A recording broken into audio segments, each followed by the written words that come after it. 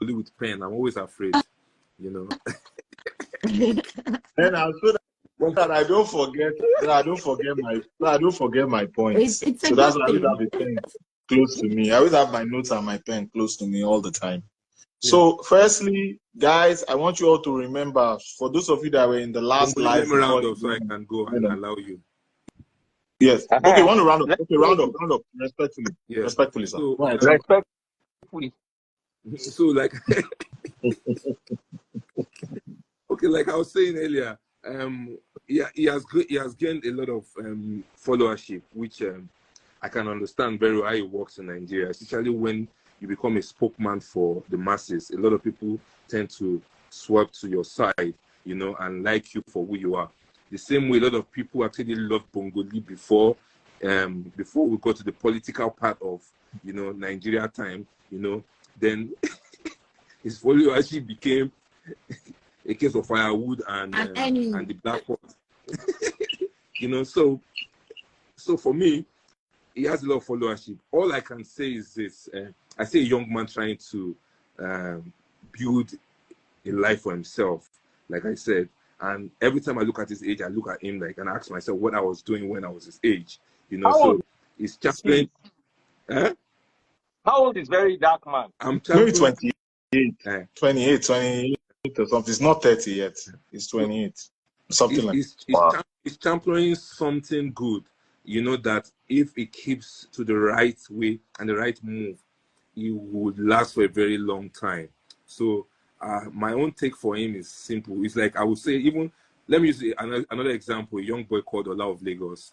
You know, we knew when Ola of Lagos started and all that. So, you know, Ola of Lagos would knock at my door today, just from the gate, and I'll open the gate for him, because he has built himself to that point and put a particular leverage that can make you want to relate with him. So VDM can make good points. It can pass his message without pinching on people and all that. And once you've gotten a big followership, you should seek advices. Let people talk to you. Let people, you know, help you put stuff together. You know, like that the freeze. I know when that the freeze started, a lot of people, like if he started on Instagram Live and all that. No, he started doing a normal interview in his living room, which I knew a long time. You know, well, when he started doing this as well, I knew when it started growing too. I knew when something started changing even in him too as well. I knew when it started having media managers manage his pages and all that. I know. So you must go to that point. Once you understand that you're building a followership and people actually loving you, you can easily misguide or throw people away as well. That's my own. So for me, I don't have any problem with him. My last word, VDM is going to learn. He's going to learn in a hard way, you know, because like he always say to himself, he's going to learn in the very hard. He's learning. If he's out of that place right now, what he picks from that place, I'm sure he's going to put it into practice again.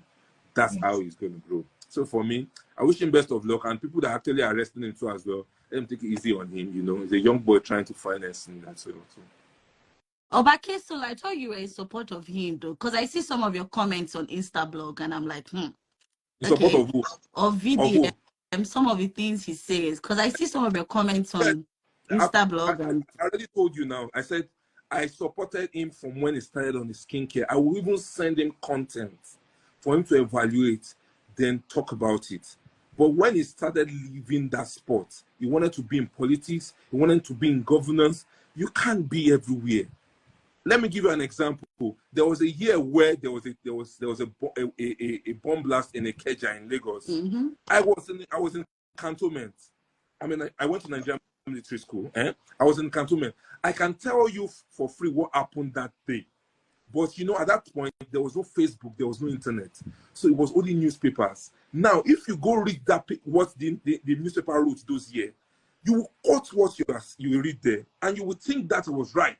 But I that was in that spot will tell you what happened like that. So you might be wrong. What even happened? Give us in 2 minutes. Give us what happened according to your understanding. I'm an ex-boy, so there's some things that I probably will not want to say online. So let me just bounce.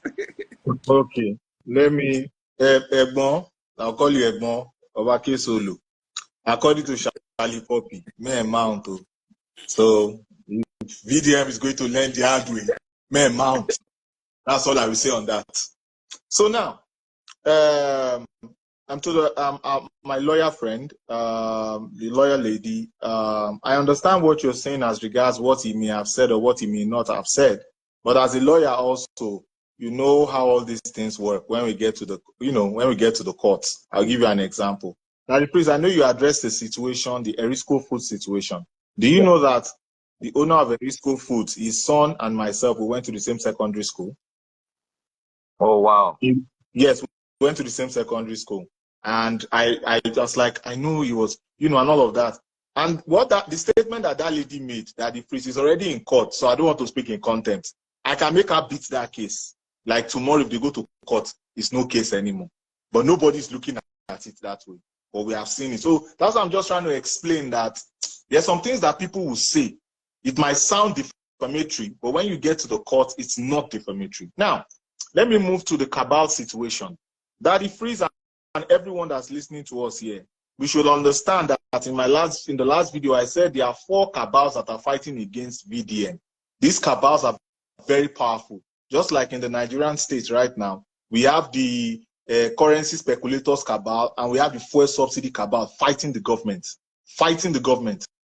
The air vendor cabal, the skincare cabal, the drugs and medicine cabal, and the fake drinks and alcohol cabal. They are fighting VDM.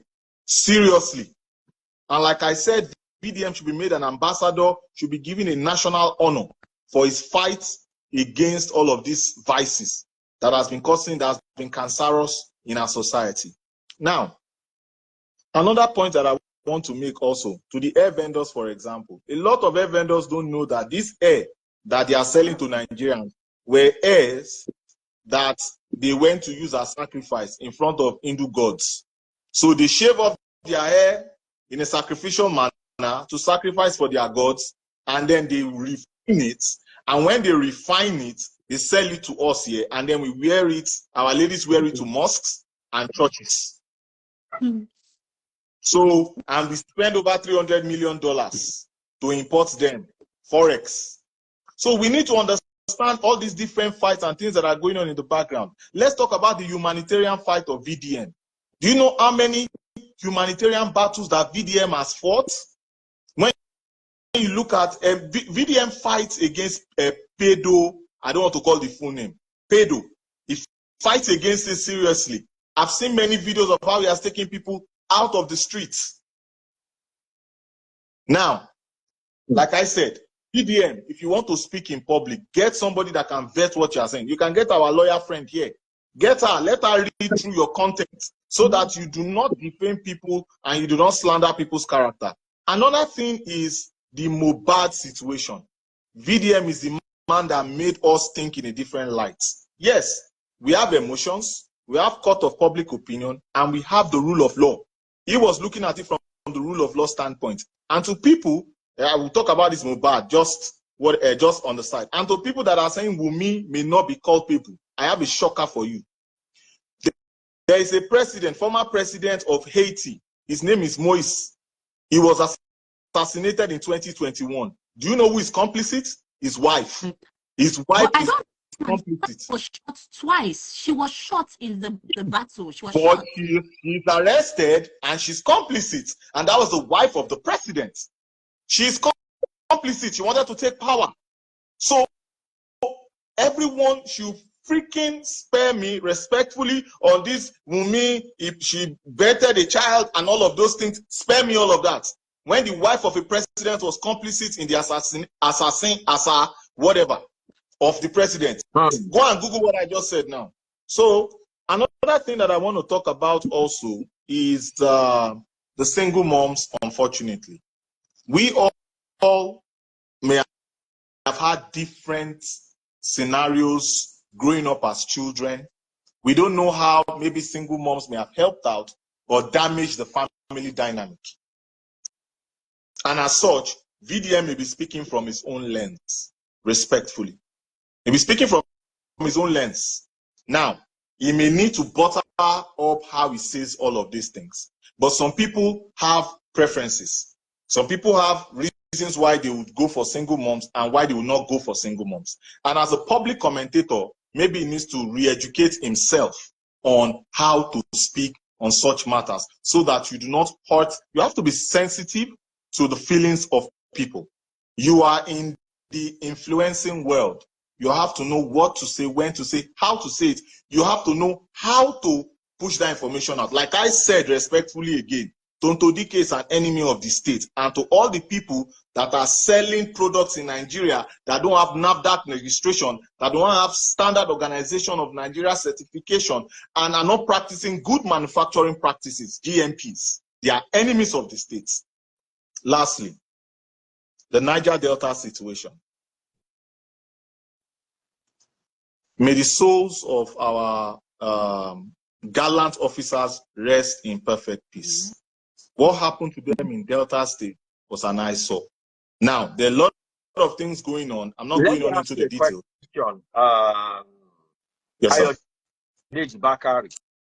Ah, you're calling my full government name. Oh, it's not my full government name anyway. It's just part of it. Let me ask you a question. Why did they buy those 16 soldiers? Just off the topic. Because I don't seem to get the full story. Well, we cannot get the full story because it's the Niger Delta. And in the Niger Delta, many things are going on. Despicable things, things that we can't imagine. It can be linked to oil bunkering. I think it's more of oil bunkering than anything. All those, they said 2 communities were fighting, the Okuama and Okoloba. Okoloba is the Ijo side. Okuama is Ishekiri side. They were fighting on the land and all of that stuff. They wanted to carry Okuama's leaders and all of that. And then maybe there was an opportunity for those people, because if you notice recently, Nigeria's oil production has been going up. During the Buhari regime, it was 1 million to 1.1 million barrels per day. Now it is doing 1.3, 1.4. And we are seeing that the army are going into these creeks and are busting all of these oil bunkers, like all these oil bunkers. We are seeing it in real time. We are seeing them going in there, and you know, all this weapons proliferation and manufacturing. They are going in there and are doing all of these things. So now, I'm not saying that the armies also is not complicit. I'm not saying they are not complicit. We don't have the full story, but I know oil is a part of it.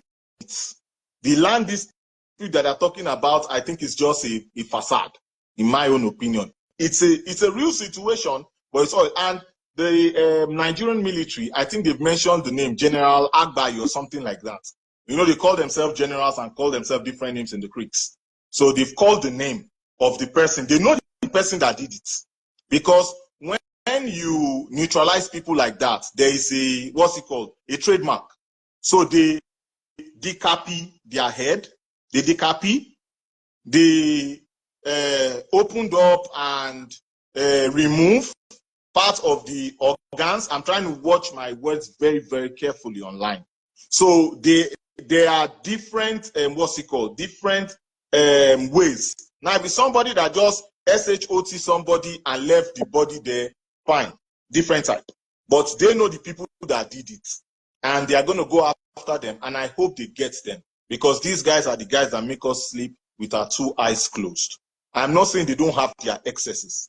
I'm not saying they don't have their excesses, but it was painful. We lost a lieutenant colonel. We left a lieutenant colonel. We lost 2 majors. We lost captains. And we lost soldiers. Do you know how much it costs for us to train these people? Do you know how much of taxpayers' money goes into training them, and you waste them like that? And they have their own family too. They have blood running through their veins too. So a lot of Nigerians, why I brought it up is because a lot of Nigerians share the same sentiment like VDM. Because why? We have seen in Nigeria what happened in Odi and in Zakabiam. So there's a precedent, and many of these our communities in the south that do this oil bunkering and stuff, they harbor them, they know them, they harbor them and know them.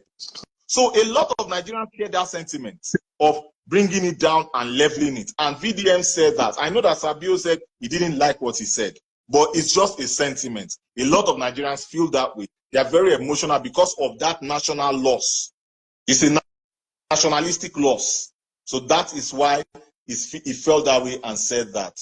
And lastly, Bobo and VDM fight. Idris and VDM's fight. VDM is fighting against, in his own view, moral decadence as regards alphabet people, our alphabet community in Nigeria. And looking at the law and asking questions as to why Idris and the likes have not been picked up yet. Because we have I think it's 2013. Yeah, it was during Jonathan's time, 2013. GAY and all of that. Anti-alphabet, whatever. In 2013. And he's asking questions as to why these things are going this way without the government acting on it. So he was asking questions and he was responding to a pedo case of a guy that came on an interview in Abuja and said he was ABUSCD at age 10. And he was saying this is how he started and or starts. We cannot deny the fact that when we turn off our TV screen or our social media screen, we are seeing all of these things. And how is it negatively and or positively affecting our society as a people? And that is what he is fighting against, because maybe he has lived that life. He has lived that life and said that life is not a good life.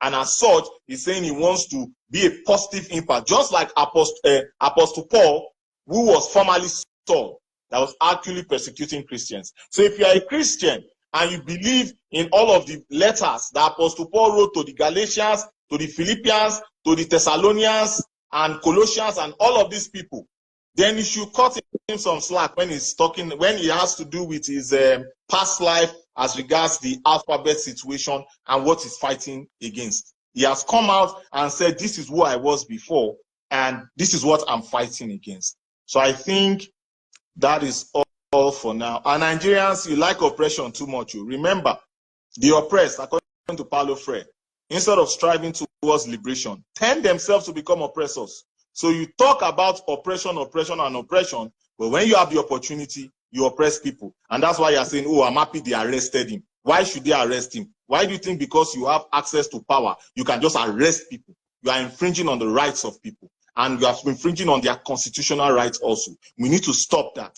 If somebody says something negatively towards you, file a civil suit. Don't use your hand to physically harm and or hurt that person. The court is there. Let our sister that wear glasses, let her eat.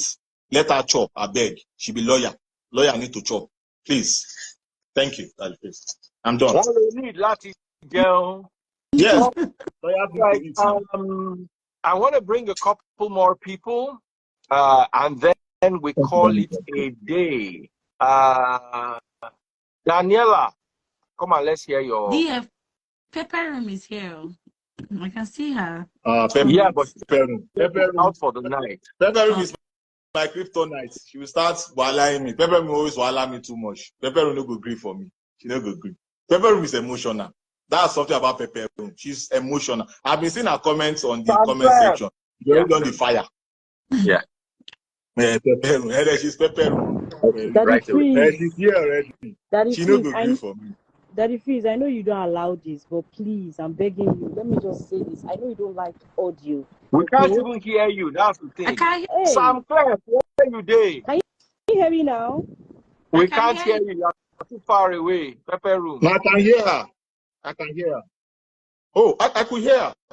Oh, yeah, oh dear. Are you serious? I couldn't. Sam Clare, where are you, Clare? Let's hear from Sam Clare.